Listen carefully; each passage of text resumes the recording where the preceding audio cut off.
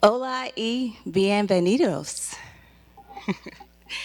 On behalf of all of us at the Clinton Presidential Center, welcome to the grand opening of our newest temporary exhibit, José Sacal, a Universal Mexican. I want you to know that all of you are special, but I do want to take the time to recognize and thank a few extra special people in the audience today. To Sylvia Sacal, who is the loving wife, please stand, yes, please, who's the loving wife of the late artist, José Sacal. Thank you so much for joining us this evening. To Consul of Mexico, Rodolfo Quilantán Arenas. Thank you. Thank you so much for giving us the opportunity to partner with you, as well as the José Sacal Micha Foundation. We truly appreciate this opportunity. It is so special to us. And to Gregorio Luke, who is the passionate exhibit curator, as well as an expert Mexican and Latin American art and culture, of art and culture. We are looking forward to hearing from you your informative and inspirational lecture tonight. Thank you so much. Innovative, thought-provoking, extraordinary. These are just a few of the many words to describe José Sacal's work. His sculptures are as technically proficient as they are emotive. You actually feel something when you look at his work. His work has been displayed all over the world, Israel, and many of you probably know he was the first Mexican artist to permanently display his sculptures in China in 2006. But what you may not know is in 2019, he is the first Mexican artist to have his temporary exhibit on display at the Clinton Presidential Center. So we are truly honored, so grateful for this opportunity. And at this time, I would like to direct your attention to the screen for a special message from President Clinton. Welcome to the Clinton Presidential Center, and thanks for visiting our exhibit, José Sacal, a Universal Mexican. We're proud to partner with the Mexican Consulate of Little Rock and the José Sacal Micha Foundation to present this exhibition during National Hispanic Heritage Month and in celebration of the 209th anniversary of Mexico's independence. José Sacal's career was a reminder of what a powerful force art can be in uniting people and transcending what divides us. His sculptures stirred imaginations from Mexico to China to the United States and beyond. And today, just a year after his death, his pieces can be found in public spaces all around the globe. In this exhibition, you'll find two groupings of Sacal's work. The first, the paraphrased, was inspired by the work of other artists, including Michelangelo, Frida Kahlo, and Pablo Picasso. The second, Characters of Impact, features Sacal's innovative recreation of historical figures like Albert Einstein and Winston Churchill. Though Sacal is no longer with us, his timeless art lives on. I hope the pieces in this exhibit will inspire you to look at the world a little bit differently too.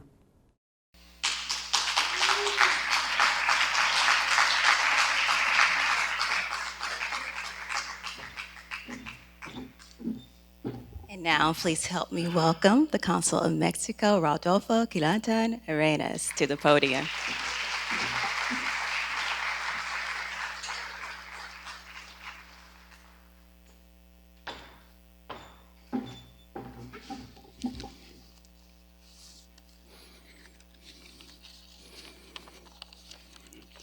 Wow, Lina, what a way to begin our celebration of the 209th anniversary of the Mexican Independence Day, the Hispanic Heritage Month, and the opening of the Sacal, Un Mexicano Universal exhibition.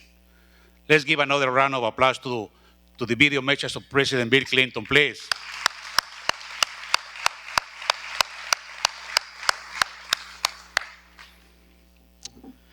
Hello to everyone. Welcome, ladies and gentlemen, and thank you all for joining us this afternoon. Let me tell you that last week, I had the honor to shake hands to President Bill Clinton. I was working at the Clinton Public School with my lovely wife, Patricia, and Maria Monservat, one of my assistants at the Mexican Consulate, when we came across with President Clinton. He approached and told us two short but significant words. He said, "I love Mexico, and I love your country." And he said that to us privately. And now, with this video message, he recognized the importance of the Mexican artists, the Mexican talent, the Mexicans' innovation.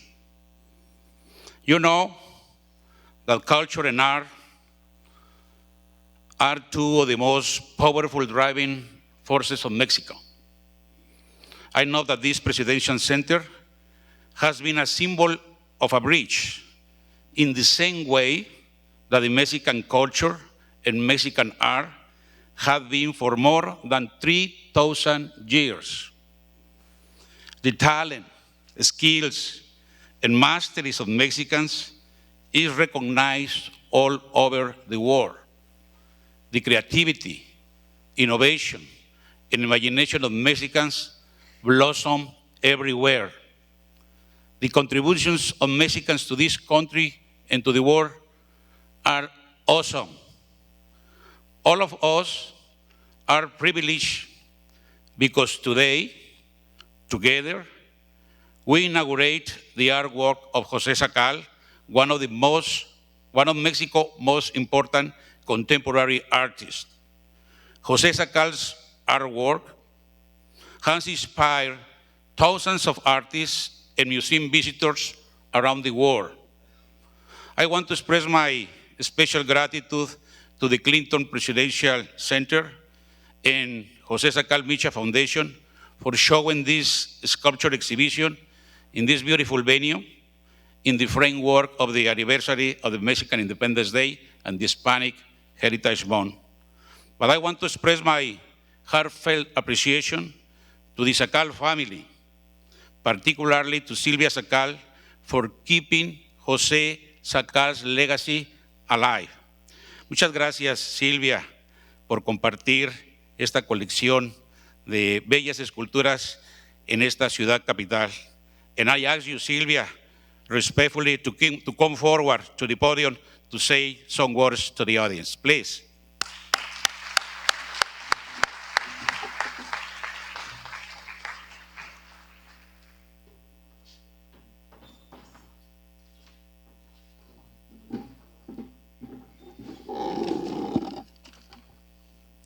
On behalf of the Sacal family and my dear husband, Jose, I want to thank the Clinton Presidential Center and the Consulate of Mexico on Little Rock for this intense honor. It really is intense.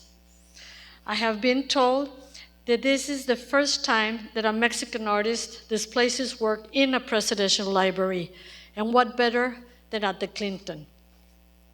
The sculptures that you will see are like my children, and two of them are right here also.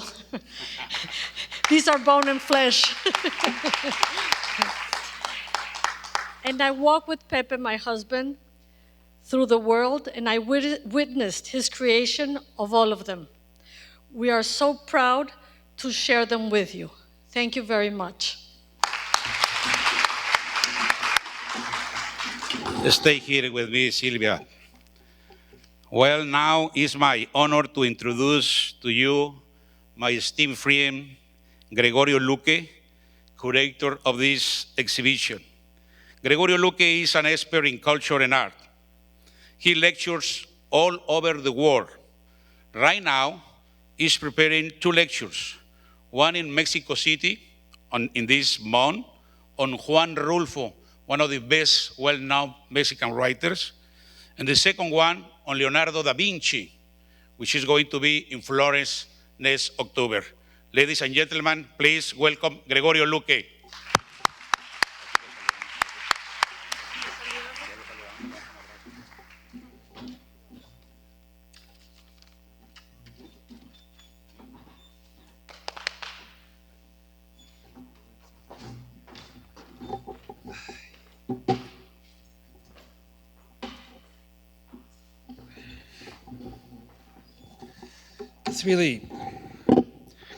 It's really an honor to be here. And I know I'm not supposed to do this, but I don't care. I love President Clinton. I've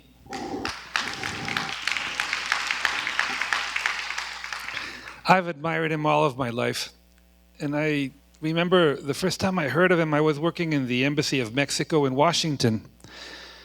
And I heard about this candidate.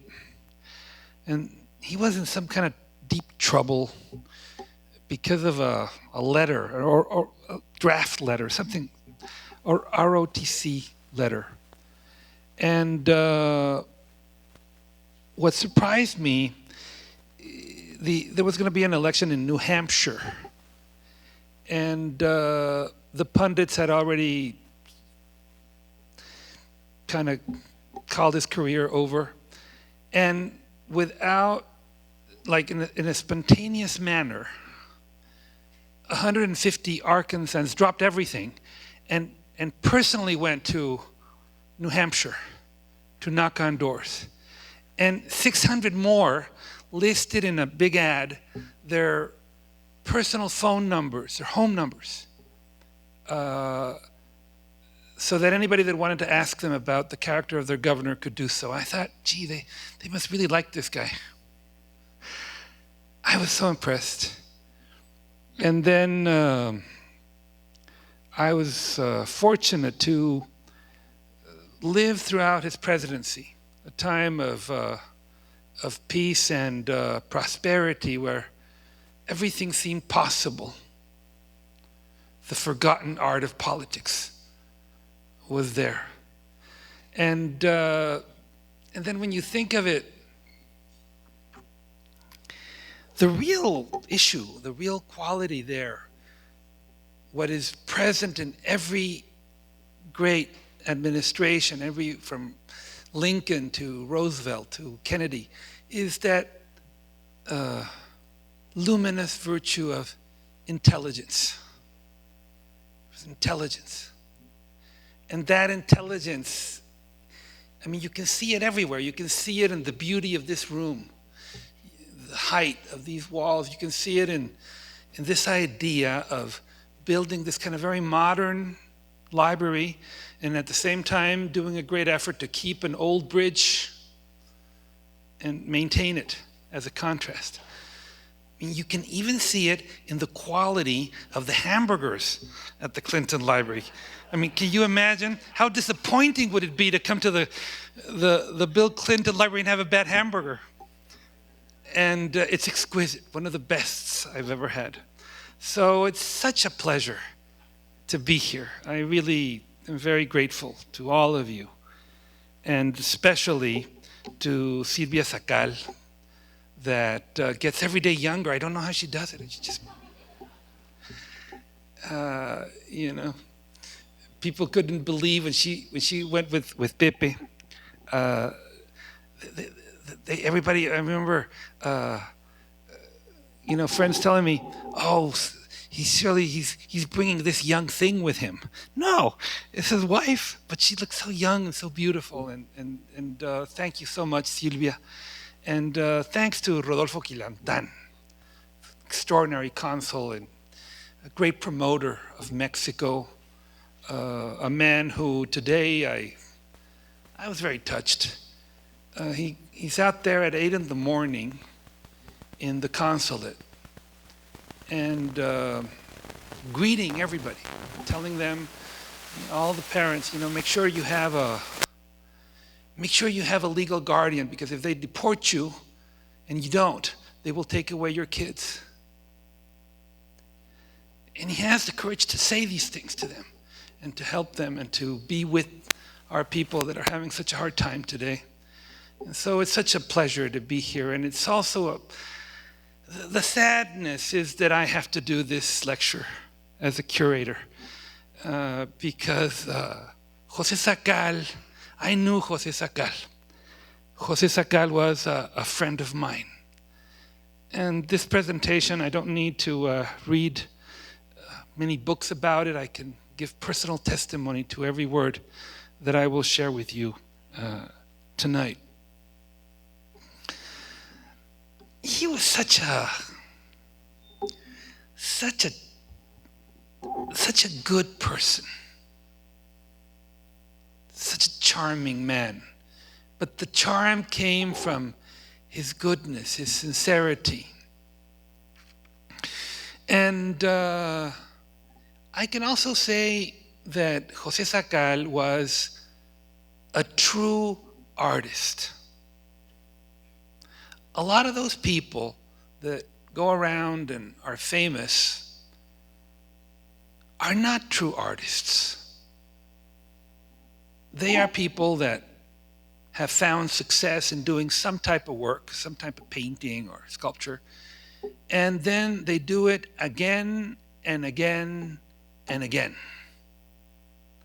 They become a factory of their own work, of their own image. And they don't change it at all. And you see talented people that are copying themselves because that's what sells, that's the market. And so with Sacal, it was impossible to classify him. It was impossible to catch up with him. He made everybody anxious, the galleries, and all these, because he kept on changing his work according to what he really felt. And so in this brief presentation, I want to show you not only the works that we have displayed here, but also a lot of his other works and give you a little bit about his biography. He's the son of a Syrian immigrant. And Alberto Sacal, who came, whose parents had fought with Lawrence of Arabia. And so he came to this new world, like so many other great immigrants.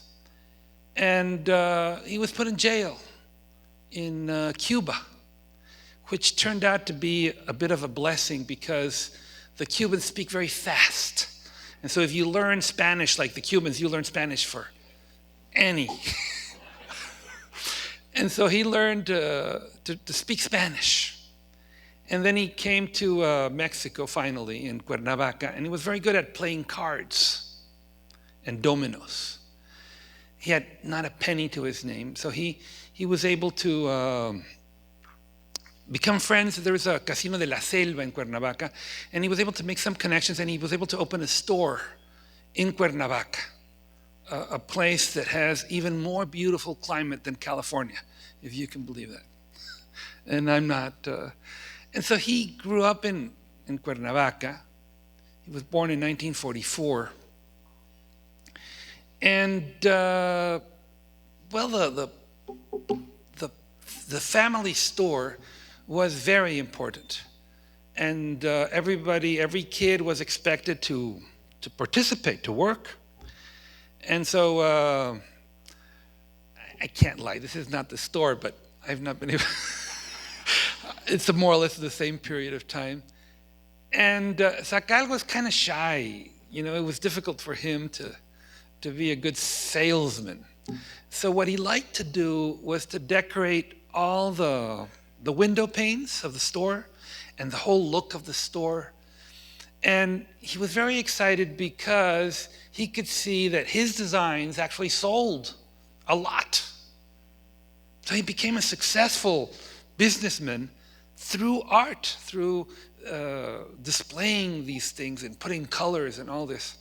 The creation of window panes was like his first connection with objects and how objects can communicate and can share ideas through them and can evoke emotions through these objects. And then he would marry Silvia Sacal. Well, first I would say about his education. His father was never fond of him studying art because what was encouraged in a Jewish immigrant family was business. And yet Sacal had this passion to know art and to draw and to do sculptures. So he studies almost in secret and has several teachers, but the most important one is Francisco Zúñiga.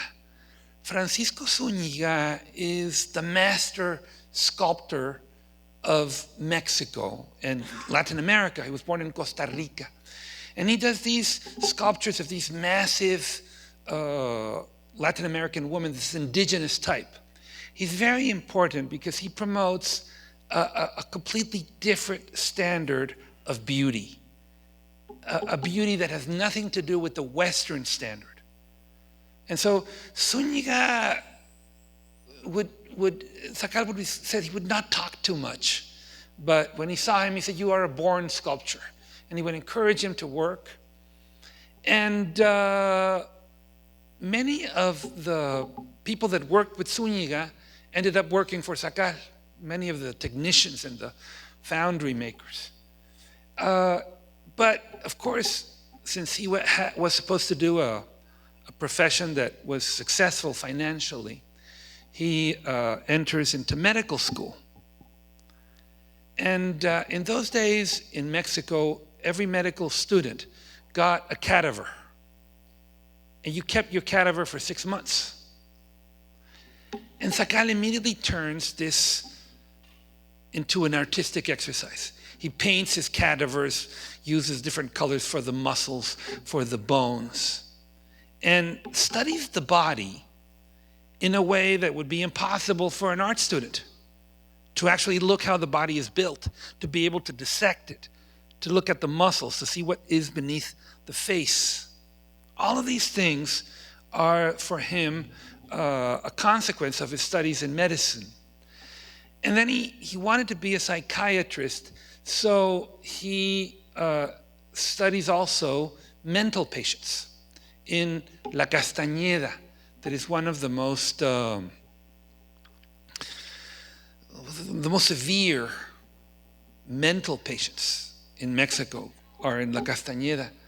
And he would talk with all these people and teach art to them and learn what the face looks when there is no social inhibitions at all, when you can actually see the whole expression. And he has to stop his studies because his father has a heart attack. And his sister tells him about this beautiful girl with curly hair called Silvia.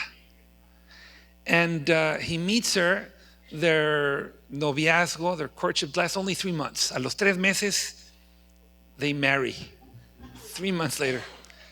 And Silvia changes Jose's world because Silvia is very cosmopolitan, has traveled a lot, likes museums, is into the whole hippie movement, knows about Jimi Hendrix and Bob Dylan and all these things. And so she changes him. She takes him to the world.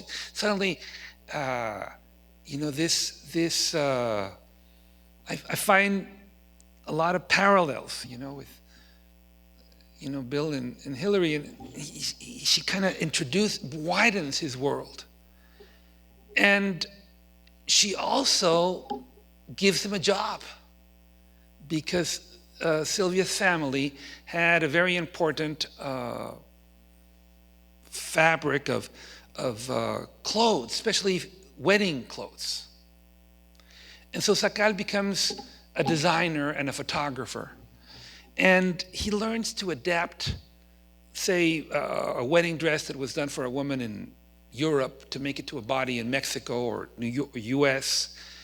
And he learns all about textures and how to get a better price. It was a joy to participate with Sacal. I remember once in China going with him, and how he knew about what was a good cloth and what was a bad one, and how he could touch things, and he knew everything, and he could negotiate, he could get a better price. It was incredible. And so he works with this, and he learns how the body, he had studied how the body is naked in medicine. Now he learns all about how the body is when it's clothed with the Farca family. So he also travels all over the world. They go to all the museums and all this, but they also like to travel to places nobody else goes. They stay in Padua, they go to the North Pole. They live in villages that are tiny. They see ancient art. So all this experience is reflected in the diversity of Sacal's work. So here you see Pepe and Sylvia, and one of their so many travels. And so I want to briefly, and forgive me for not explaining with more detail, but we have very limited time. So I'm just going to show you a little bit of the different types of works that Sacal has done. He does a lot of works on the human figure. I'm trying to get together an exhibit of all these works that are beautiful, in which he explores not only the human figure, but the movement of these figures, as you can see here.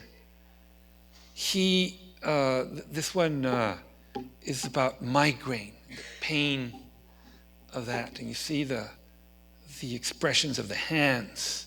He's also very well known for his torsos that are all over the world. I like this one that is like a feminine torso, and then this is a masculine one. And he also does details, hands, and I love this one, a hand and a feet. And some of my favorite pieces of Sacal have to do with feet. And everybody says, oh, feet are smelly and terrible, and we cover them. But Sacal, the feet are beautiful, they're erotic.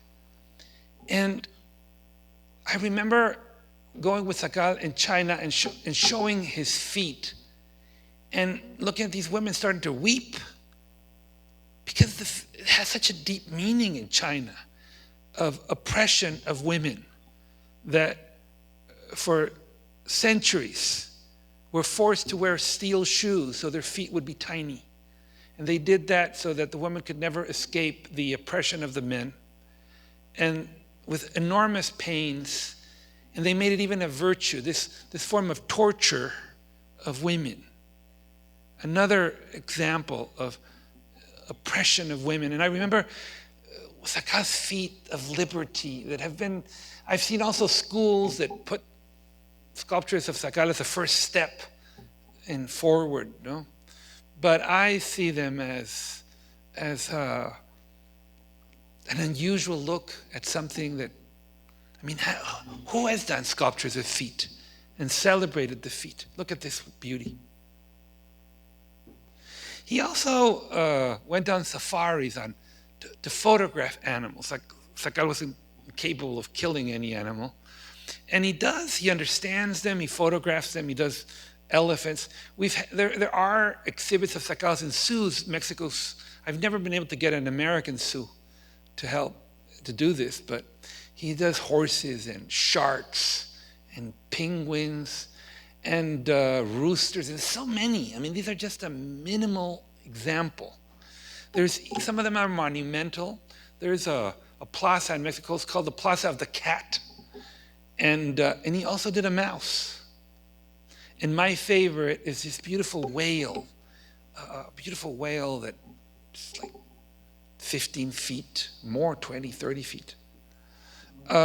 He does miniatures, necklaces, and spoons, because José Sacal was a great gourmet. And whenever he found a chef that he considered excellent, he gave him his handmade spoons that we see here, some of the examples of this. And then, of course, monumental sculptures. There's more than 50 public places all over the world, from Mexico to Israel to Europe to Asia. Sacal is the first Latin American sculptor to have his work permanently displayed in China, as President Clinton mentioned. Here are some of these monumental sculptures. Now, I want to talk a little bit about the exhibit that you're about to see. These are only two groups of sculptures. Some of them are sculptures inspired in other artworks. So, for example, this is one of the most famous American artwork called American Gothic by Grant Wood. And notice how Sacal combines the features of both the farmer and his daughter. But then the form of the trench is recreated throughout the sculpture. So he creates this object that is a synthesis and a dialogue with this American masterpiece. This is The Scream of Edward Munch, another very famous painting. All of those who have gone to the concerts of U2 have seen it and blown up in balloons. But the painting is not just the central figure. It's also the environment behind it, the sinuous rivers and landscapes. And notice how in Sacal sculptures, you see the face, but then you also see in the body of the sculpture part of the landscape that is behind it. Some of his sculptures are a little bit mischievous, like this one of the famous Meninas of Velázquez. And you look at the girl with her dress that looks like a fortress, and then you see, well, what is under the dress? And that is what she actually does. So he does a dress, and then you peek and you see the beautiful legs and the behind of the girl wearing it. You know, like a little. In others, you know, Sacal would say that he tried to. It takes a lot of guts to do a recreation of world-famous images like the David or the, because anybody can see what you're doing, and you're opening yourself. And in the David, what is so interesting about the David is that the moment before confronting Goliath, right?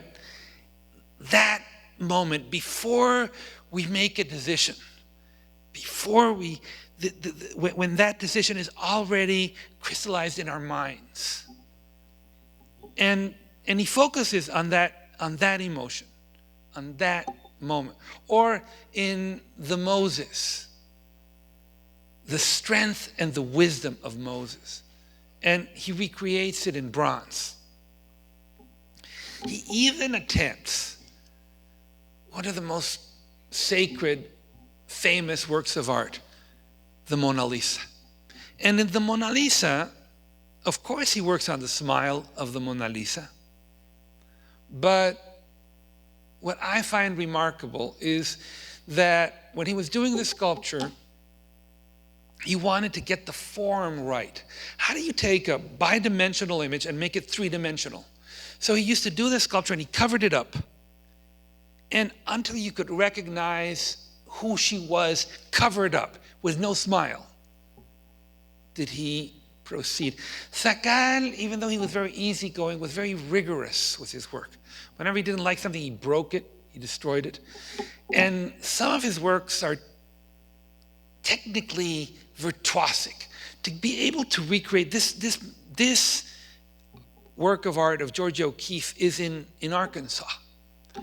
And he attempts to recreate Georgia's work, but to get all exactly the little squares in that is technically almost impossible. They had to do this several times before it was ready.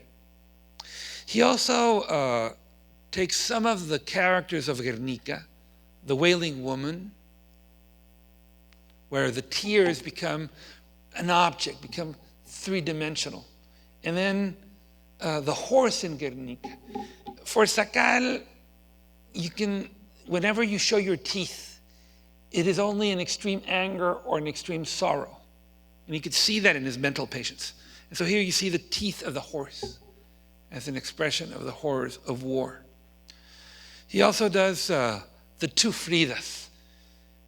And I remember in this work, I got a call in one of the museums that says, a Frida is missing. You say there's two Fridas, there's only one. Well, it's because a sculpture, you can turn it around, right? And it provides you the two Fridas. And every one of these pieces has a lot of research. For example, the great Amedeo Modigliani. And we all see that he does these very elevated figures with long necks. But this is also because his girlfriend had a beautiful long neck. And so in his sculpture, you see elements of the art and elements of the girlfriend. And we were able to get the images of both. So when you go see, you can see both of that. Now, there's also portraits. There's so many bad sculpture portraits. It's just embarrassing, right? Because people think that to make a portrait is just to copy reality. Here you have, for example, somebody doing Gandhi. And so eventually, as you can see to your right, you have a sculpture that is exactly, physically like Gandhi, right? Or those people that think that they're correct because if the person has a pimple, they put the pimple, and they put this. But like Picasso used to say, se miente más de la cuenta por falta de fantasía. También la verdad se inventa. We lie too much for lack of fantasy. Truth is also a creation. And so this would be a conventional portrait of Gandhi. Look what Sacal does. Gandhi was extremely frail physically, but he was tremendously strong. I mean, who can defeat the British Empire with a boycott? Refusing to wear the English clothes, refusing to use their salt. His force was enormous, even though his fragility was such. And so how do you combine this external fragility with this internal strength? And so Sacal looks at the image of the elephant and the steps of the elephant. And so then he combines, here you see a footprint of an elephant and a footprint of a man. And in his sculpture, he puts this flexible Gandhi with a very strong footage. But if you notice, the portrait is perfect. In other words, his technical dexterity is exactly, but there's so much more than that, right? Sacal was a man who loved flea markets. And in Mexico, there is La Lagunilla, the flea market. And sometimes the objects were points of departure for his works. So he found this collection of spoons, and he uses the spoons to make Cuauhtémoc, the great last Aztec emperor. With Chaplin, when he was a kid, he had seen this movie.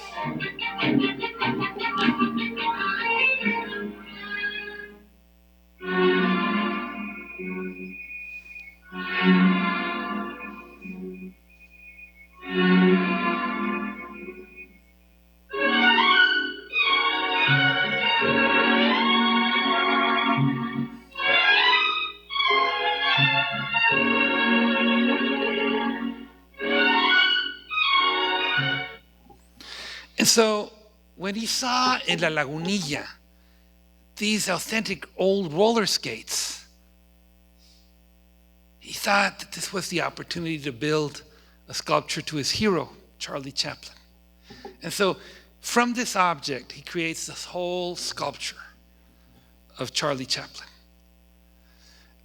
Some of his sculptures, you can actually interact with them. Some of them move with the wind. In the Cervantes, you can actually rotate the head of Cervantes. Again, a virtuosic technical piece. Extremely difficult to get. That kind of purity, that kind of line in bronze, try it. And there is always an intelligent thought. Napoleon. How do you do an image of Napoleon? Well, the strategy. These are sculptures we have inside. So he puts like a chessboard. But then Napoleon was a tiny guy that always had these huge horses. You see him ascending his horse. And once in the horse, he was huge, right? So he also had all this kind of mannerisms, like sticking his hand into his pouch. You know? And so Sacal, of course, was not going to glorify an invader, you know? But he fuses him with the horse. He recreates the hat, the mannerisms, the strategy, the intelligence. One of my favorites is Albert Einstein. Albert Einstein, and I'm amazed at how a sculpture can say so much about somebody. This world of Einstein, atoms and magnets, relativity, and he captures it. If you look at he could have put a violin. Here he doesn't put a violin. He creates a violin that is part violin, part atoms, a combination of things. And then his love of music, because Einstein conceived a lot of his ideas playing the violin. And so he combines the sculpture with a note. The whole thing looks like a note. And you can see Einstein perfectly rendered, playing music, but also creating science. And the whole thing is harmonious and beautiful. Or what about Marcel Marceau, the great mime of France? Look at Marcel. This is a mime called The Cage. And Marcel could create any fantasy just with his hands and his face. And he always wore exactly the same clothes.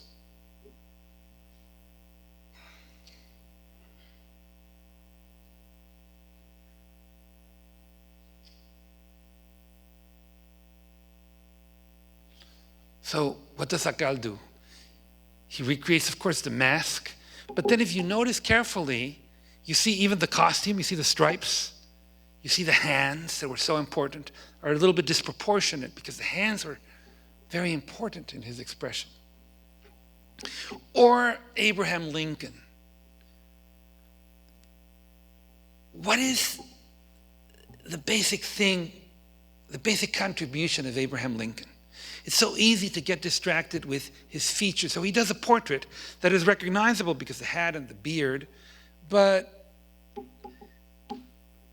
Sacal focuses on the issue of slavery, an issue that troubled him enormously. He and Sylvia went to Africa, did all the journey of the slaves, went to the place where the slaves were imprisoned before the trip, and then went to the plantations, and they even met Coretta King, Martin Luther King's widow, and the enormous suffering, and focuses on the symbol of that suffering, which are the chains of oppression, of poverty, of exploitation, of misery. And so in his portrait of Lincoln, he puts these chains. That is the focus. That and the abolition of slavery. That act. And so that is the sculpture. It's not a pretty sculpture. it's not a beautification of Lincoln, because what matters is the abolition of this evil of slavery. And that's what he focuses on. And also a result, I didn't realize this until I spoke with Sacal.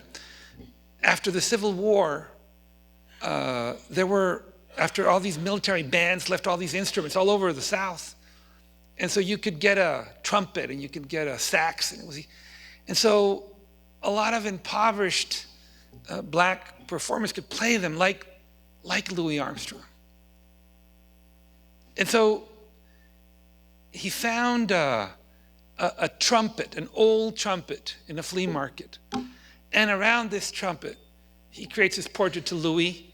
And it's beautiful because the trumpet is like in his mind. And he's playing it, he's thinking about playing it.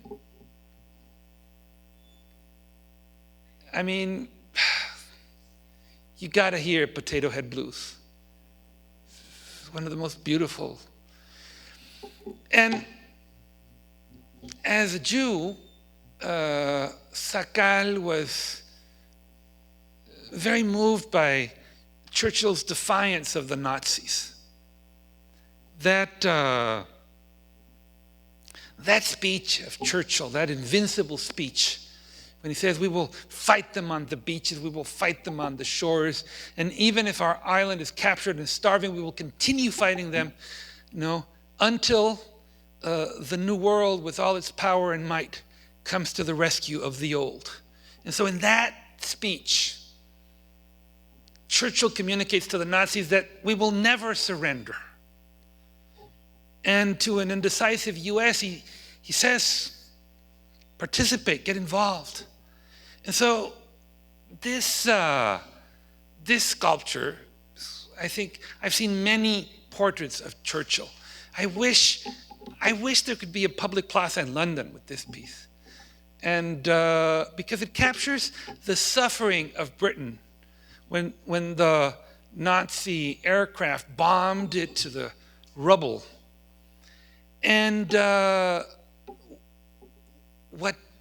of the symbols of Nazism, not only in its brutality, but also in its sufficiency, are their helmets.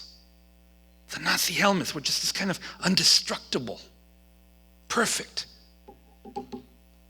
And Sacal found a Nazi helmet.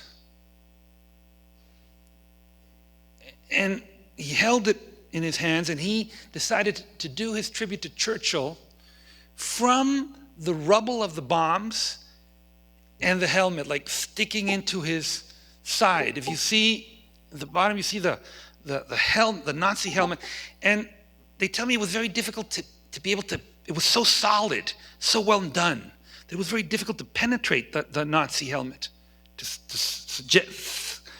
And then the rubble, and then you see the image of a defiant Winston Churchill. There's many more works of Sacal. I am very moved by his pieces on the Holocaust. His understanding and his capacity to create symbols, like this piece that is a dead body over a Star of David. And today, this sculpture is in the central place in the Museum of Tolerance in Los Angeles. And then there's this other piece in Israel, and those like pikes are done with 6 million rocks for every victim of the Holocaust that were donated from all over the world, and they built these, and then they created these figures above those images. But Sacal's vision was not limited only to the past. He's one of the great advocates against gun violence, an issue that, of course, President Clinton fought courageously. to ban the weapons of war in our society. And Mexico has also been a victim of these weapons. Hundreds of thousands of people in Mexico have died because of this violence. And Sacal does these images of death that are haunting, and there's one of them that, to me, captures the craziness of guns and death. And it almost has like biblical resonances, because it was a jaw that Cain used to kill Abel. And so this piece in Spanish is called Armado hasta los dientes, armed to the teeth. And you see this jaw that has all these weapons of murder and death. But I don't want to finish this presentation like that. I want to share with you what José Sacal said about life and children and hope. And some of the most beautiful sculptures for children, like this teddy bear that he does for children that are sick, and to give them hope, the little teddy bear. And he does a whole series of sculptures that are so approachable that the kids want to touch them and want to play with them as if they were giant toys. Unfortunately, Sacal died last year, no, 2 years ago. And he became such a famous icon in Mexico that he had exhibits in the metro stations. And the lottery dedicated, one of the last things that he attended, you see all this lottery tickets with all his works. And so he had a very punishing sickness where he lost his ability to talk and to even eat, but he continued to think and to create. And this is why I think it's very appropriate to end this lecture with his self-portrait, in which he puts these hands with which he transformed the clay into a living matter and communicated to everybody. So thank you again, and now in the terrace, the art of José Sacal awaits you. Muchas gracias.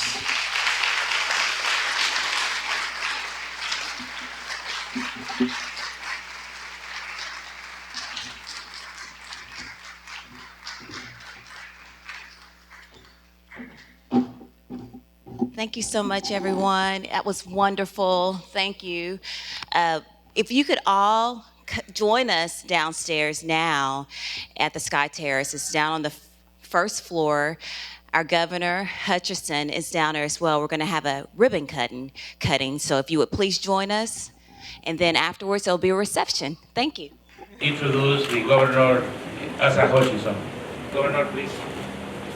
Consul General, it is an honor to be here to both join you in celebrating Mexicans' independence, but it's also very significant to celebrate the incredible art that is represented here. And we're very grateful for the Clinton Museum and Library to host this exhibit and to allow Arkansans and other visitors from across the country to see this incredible display of artistic talent. And Sylvia, it is good to get. I was looking. But Sylvia, it's good to have you here and to celebrate the art. And as we talk about, everybody can have their favorite here, but I've got mine, and it is incredible to see international figures that we recognize, from Abraham Lincoln to Mahatma Gandhi, and on down the list, that are represented by this incredible display. So thank you for sharing it with us. You're a friend, and Rodolfo, and we have high regard for you, and we're glad to join in this occasion today. Thank you. Silvia, you want to share some words to the audience, please. Just a lot of love. Thank you for having me, and thank you for having my family, but most of all the legacy of my husband. And thank you very much. I told governors I love Arkansas. It's my first time, but surely not my last. I did say it, and I did put it in my heart. Thank you very much. Bravo. When you allow us to make the official ribbon cutting ceremony, please. With you, with the governor, please, together. So how do we? Each one will get a scissor. Yeah? Yes. This is, I love this tradition. You get to pick your Oh, you weapon. get the Please, big one. Chief, you. Okay. Traja, por favor, on the other side, please. Véngase, que se venga la. Véngase. Tomen una. One small one. Are you ready? Okay. A ver, a las tres, Silvia. Una. A ver, espérate, wait. We're not doing it yet. Ready? Ready. Una, dos, tres. Yeah!